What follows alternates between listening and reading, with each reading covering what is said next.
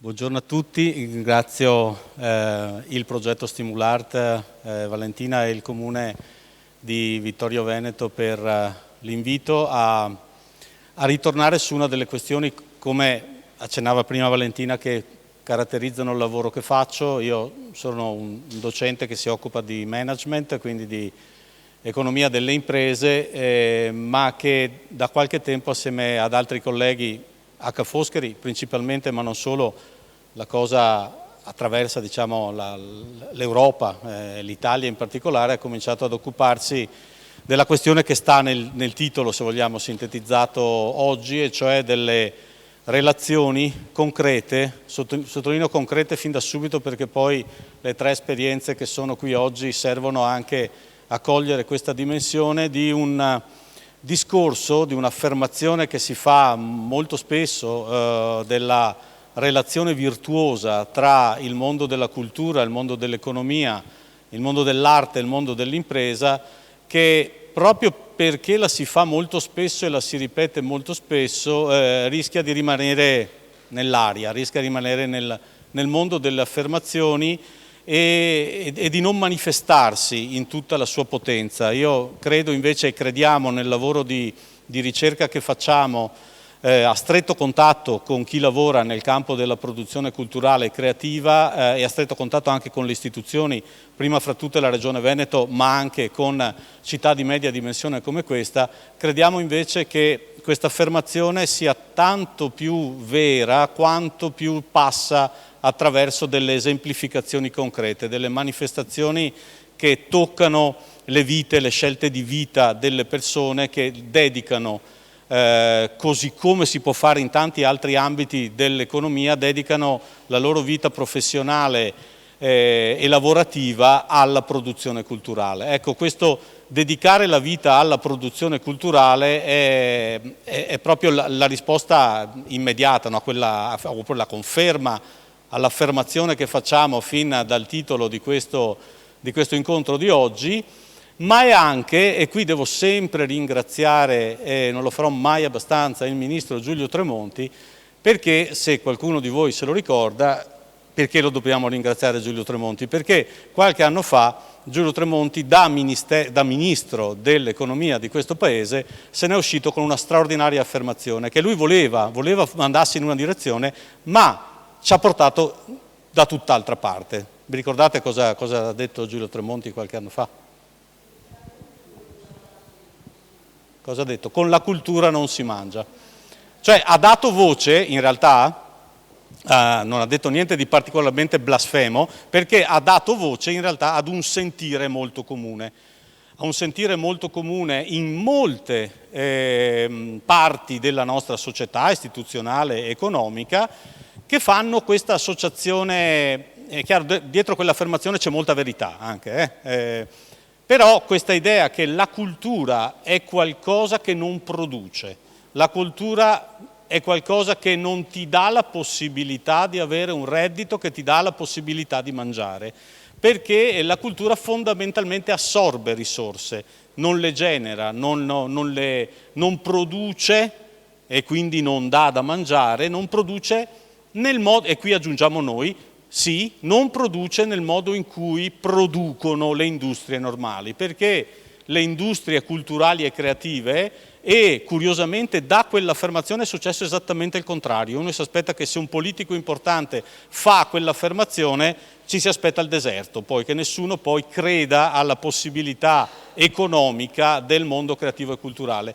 In realtà quell'affermazione viene fatta in un momento storico in cui sta succedendo l'esatto opposto.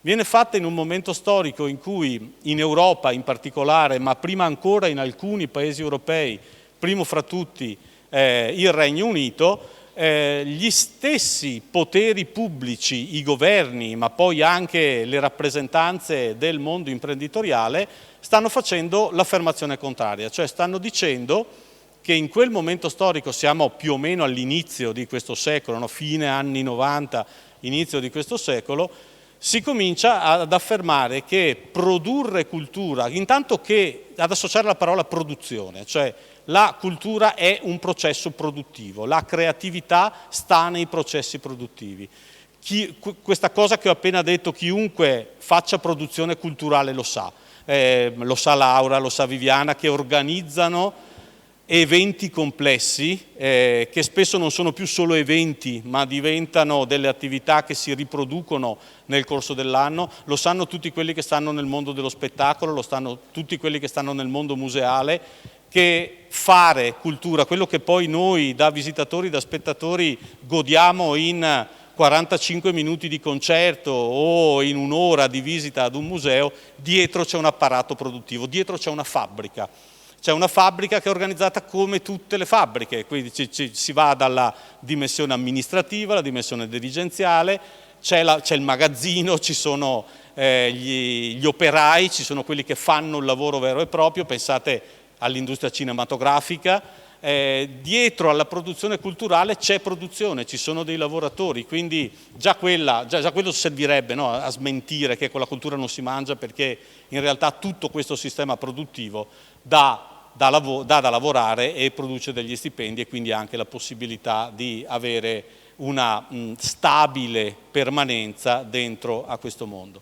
Però sottolineo appunto, ed è per questo che siamo qui a parlarne oggi nell'ambito di un progetto europeo che non è l'unico progetto europeo che dà voce a queste istanze, perché l'Europa, a partire da questi primi stimoli che arrivavano soprattutto dal mondo anglosassone, si è resa conto, prima di tutto si è resa conto calcolando, cioè cominciando a contare dal punto di vista statistico, a darsi una rappresentazione di questo pezzo di produzione economica che c'era sempre stato ma non era mai stato visualizzato. Ecco, c'è un fondamentale aspetto tra la possibilità di dirsi che un fenomeno esiste e quindi di intervenire su quel fenomeno e dargli anche legittimità e la sua rappresentazione.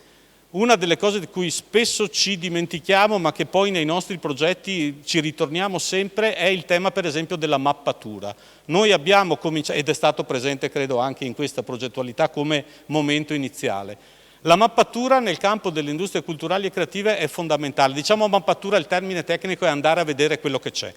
Perché è fondamentale andare a vedere quello che c'è e mostrarlo con lo stesso linguaggio del resto dell'economia? Perché in questo modo si fa vedere che questa parte è produzione economica, perché usiamo le stesse categorie.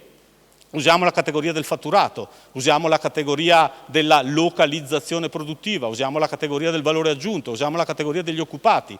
Nel momento in cui abbiamo cominciato a contare queste presenze, abbiamo visto che i numeri andavano su, abbiamo visto a livello europeo che i numeri andavano su, abbiamo visto che un 5, 6, queste sono le percentuali, 5-6% del valore prodotto in Europa, in Italia è lievemente più alto, del valore della ricchezza, il valore della ricchezza prodotto in Europa viene dato da questo tipo di attività produttive. Ecco, questo tipo di attività produttive quindi, sottolineo, ripeto ancora una volta questo aspetto perché è fondamentale, sono state prima di tutto perimetrate, cioè il primo esercizio che è stato fatto è stato quello di far vedere che ci sono. Sottolineo questo perché c'erano già, ecco, molto spesso mi ritrovo a parlare di questi fenomeni voi sicuramente non lo sarete, ma ad un pubblico che pensa che stiamo parlando di qualcosa di nuovo. Non stiamo parlando di qualcosa di nuovo, le industrie culturali e creative ci sono sempre state, il problema è che non le abbiamo mai viste, non ci siamo mai dati dei sistemi di rappresentazione che le trattassero come, che ne so, l'industria della pesca, l'industria della trasformazione del latte, l'industria metalmeccanica, tutto questo non è mai stato visualizzato. E questo lo vediamo, entro in un piccolo dettaglio apparentemente tecnico, che riguarda i codici Ateco. Non so quanti di voi sanno cosa sono i codici Ateco. I codici Ateco sono una convenzione europea che dà una classificazione numerica e una definizione a tutti i settori economici. Ecco, i codici Ateco che servono a contare, no, a rappresentare l'economia, abbiamo dovuto arricchirli negli ultimi anni perché non c'erano quelli che rappresentavano questo tipo di economia. I codici Ateco sono altamente differenziati e molto precisi quando si parla, per esempio, dei prodotti da forno che usano la farina. Voi avete delle classificazioni che distinguono i lievitati di un certo tipo dai lievitati di un altro tipo. Quando poi invece arrivate nello spettacolo è una generica categoria. Lo spettacolo è una cosa solo, non c'è la distinzione tra l'opera, la musica, lo spettacolo dal vivo, il teatro di prosa, i diversi tipi di teatro che ci sono. No, non c'è questa granulometria. Perché? Perché non siamo stati storicamente abituati ad entrare nel dettaglio produttivo di queste aziende. Quindi c'è ancora tanto lavoro da fare, ma mi sono soffermato su questo aspetto prima di tutto perché è centrale in questo progetto che anche con una metodologia sofisticata è andato a vedere che cosa c'è in questo territorio. Perché una volta che ci si rappresenta queste industrie culturali e creative, allora si può dare loro dignità non che non ne abbiano, ma voi sapete ragionare economicamente e dare uno spessore economico a queste attività è fondamentale per poi attivare anche misure di sostegno. Lo stiamo vedendo in questo momento in cui gran parte dell'economia vive di sostegno pubblico o viene rilanciata con il sostegno pubblico. L'esistenza e il riconoscimento della rilevanza poi si porta dietro anche la misura di stimolo. Stimulart è anche il nome di questo progetto. Cosa abbiamo visto negli ultimi decenni, ormai nell'ultimo quindicennio? Che in conseguenza di questa consapevolezza che la creatività e la cultura sono fattori di produzione e di sviluppo, la Commissione europea prima e poi diversi livelli di governo nazionale e regionale hanno cominciato a avviare delle misure di sostegno e di sviluppo. Cioè si è pensato che sì, l'economia culturale e creativa esiste, ma addirittura la vogliamo sviluppare, cioè vogliamo che diventi ancora più forte di prima. E qui c'è un altro aspetto fondamentale che sottolineo, perché è così importante per territori, ovviamente per gli aspetti nazionali, ma poi quando scendiamo diventano delle esigenze ancora più concrete. Perché è così importante per un territorio, per un'area come questa, ad esempio, altre medie città del Veneto, ragionare in termini di sostegno alla produzione culturale e creativa? Qui il tipo di riflessione che bisogna fare, ammetto, non è immediatamente, come dire, digeribile e facile, perché è vero, la produzione culturale e creativa, soprattutto quella culturale, perché i due aspetti adesso non mi soffermo, magari poi se ci sono domande mi soffermo sulla distinzione, ma soprattutto la produzione culturale produce valore, certo, ma non lo produce nella forma canonica del valore economico che producono le altre attività economiche, cioè non produce necessariamente valore monetizzabile, rappresentabile nella forma di un fatturato che produce eventualmente un utile alla fine di un bilancio. Questo bisogna dirlo. E questo implica una riflessione però di altro termine. Se il lavoro culturale, la produzione culturale non produce reddito nella forma canonica, perché la vogliamo sostenere lo stesso? Perché vogliamo andare contro al Ministro Tremonti e perché vogliamo comunque mettere delle risorse pubbliche nel sostenere una produzione culturale che sappiamo che, se la guardiamo dal punto di vista della contabilità, se ne guardiamo il bilancio, non produce un utile. Questa è una riflessione sulla quale magari poi anche nei percorsi formativi che anche questo Comune farà, è una riflessione credo cruciale, perché ci porta a riflettere su una nozione diversa di valore. Quello che genera la produzione culturale per un territorio non è monetizzabile, o non lo è immediatamente o non lo è all'interno dell'economia della singola organizzazione culturale. Dobbiamo imparare a ragionare con altre nozioni di valore. Questo lo devono imparare i policy maker, quelli locali hanno già imparato a farlo, quelli internazionali. Nel momento in cui la Commissione europea decide di finanziare questo tipo di attività è perché sa che si sta producendo valore, ma quel valore ha una distribuzione e una generazione di se stesso, una generazione del valore che non passa necessariamente per la monetizzazione e che non è scandito necessariamente negli intervalli di misurazione che sono gli intervalli di misurazione annuali tipici del bilancio. Noi veniamo da quella tradizione. Quando chiediamo sì, ma cosa produci? Tipicamente abbiamo in mente, noi economisti, poi magari ovviamente non tutti devono condividerlo, ma tipicamente il ragionamento economico ha in mente una scansione temporale, ogni anno devo misurare qualcosa, addirittura ogni qualche mese devo misurare qualcosa e quel qualcosa mi deve essere rappresentabile in forma finanziaria. Ecco, la produzione culturale non funziona così. La produzione culturale produce un altro tipo di valore, prima di tutto un tipo di valore che si distribuisce nel tempo. La produzione culturale produce contenuti, produce simboli, produce coesione sociale, produce identificazione, produce identità che può essere utilizzata da altri sistemi economici. Il valore che produce la cultura è un valore che viene messo a disposizione di collettività. Queste collettività si possono appropriare, gli agenti, gli attori dentro queste collettività si possono appropriare di quel valore. L'ho detto teoricamente, provo a dirlo praticamente, il Made in Italy. Quando noi parliamo di Made in Italy, quando noi andiamo a vendere all'estero, a proporre all'estero il Made in Italy, che cosa stiamo portando esattamente? Se ascoltate i discorsi dei grandi manager, dei grandi imprenditori o anche guardate alle campagne di comunicazione del prodotto del Made in Italy, voi troverete un'interessante combinazione. Una parte dell'enfasi, quella che serve a vendere il prodotto, è di natura tecnica, cioè questa macchina funziona meglio, questo vestito è più bello, questi materiali sono sostenibili. Ma è solo questo che viene raccontato? Nella narrazione del Made in Italy quasi sempre, direi sempre, ci sono dentro degli immaginari di natura culturale. Si dice che questa è la terra che ha prodotto il Rinascimento, che ha prodotto le grandi opere d'arte, che ha prodotto il patrimonio culturale e questi simboli li vedete sempre riflessi all'interno di questa comunicazione. Non esisterebbe la categoria del Made in Italy, ma questo anche nella percezione globale del cliente. Chi ha prodotto quel valore? Le produzioni culturali, in secoli di produzione culturale.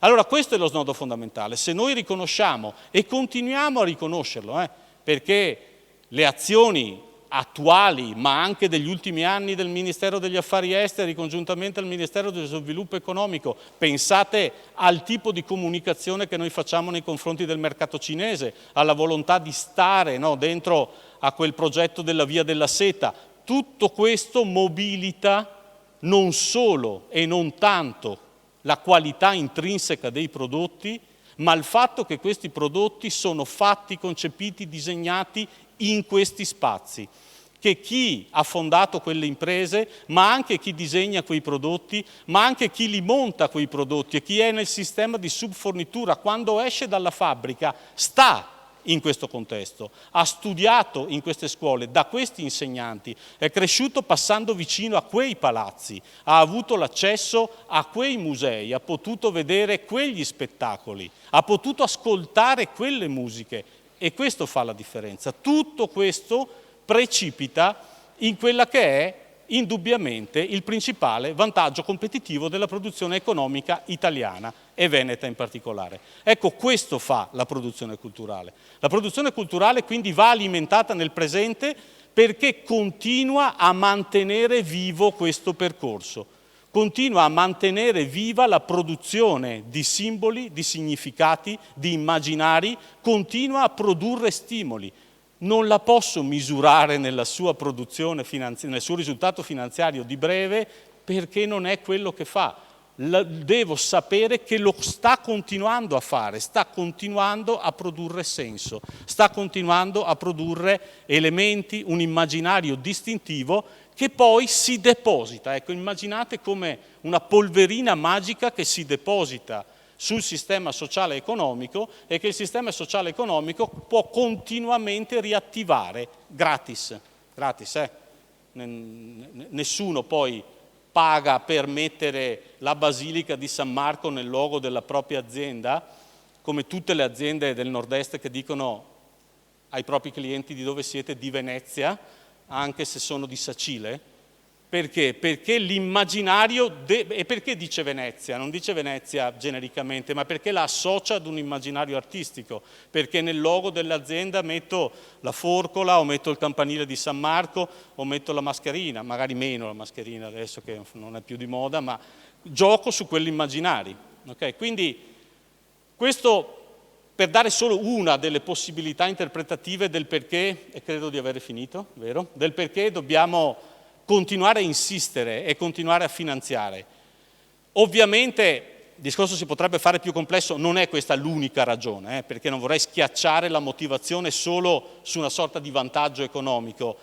Le industrie culturali, il lavoro culturale fa anche molto altro che non ha necessariamente una ricaduta su prodotti e su processi, però credo che per, diciamo, anche la focalizzazione di questa progettualità sia importante ribadire il perché si fa economia, il perché si può vivere di queste dimensioni.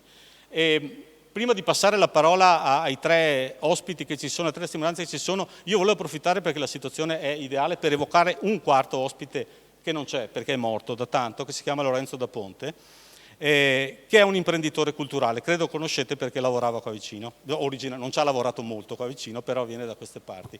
Lorenzo da Ponte secondo me è una figura straordinaria, io la uso spesso per spiegare che cos'è un'impresa culturale. Lorenzo da Ponte, lo dico molto brevemente perché immagino di raccontare una storia che tutti quanti sanno, ma perché è molto interessante, magari tutti non sanno l'ultima parte della vita di Lorenzo da Ponte. Vive dentro al sistema della produzione musicale di altissimo livello della fine del Settecento, ma quando esce, fa l'emigrante, è un cervello in fuga, va negli Stati Uniti e diventa un imprenditore culturale. Lorenzo da Ponte si gioca le sue fortune, quasi sempre perde, è abbastanza fallimentare come imprenditore, è anche interessante questa figura di perdente seriale, mi è simpatico anche per questo, perché ne azzecca pochissime nelle sue, però continua ad intraprendere. È uno che ha capito che la musica, il Made in Italy, l'opera funziona e poi funzionerà straordinariamente dopo di lui. Lui fa il primo teatro d'opera italiano negli Stati Uniti, perché ha capito che e lo fa commercialmente, occhio, cioè non lo fa dicendo ma pare bello, la musica italiana piace, no, vuole fare i soldi. Perché il meccanismo del teatro è un'impresa, è una fabbrica. Ripeto, non gli va sempre bene, ma quella figura imprenditoriale, secondo me, questa regione, questa città dovrebbe celebrarla molto di più nella sua capacità imprenditoriale, perché è veramente, secondo me, l'icona di cosa vuol dire fare l'imprenditore culturale in questa regione, e l'ha fatto un po' di tempo fa, ancora una volta a dimostrazione che le industrie culturali e creative non le abbiamo inventate adesso, ma sappiamo da tempo che cos'erano. Potrei continuare con tanti esempi di imprenditori culturali e creativi veneti che hanno operato 300-400 anni fa negli stessi modi in cui questi operano adesso.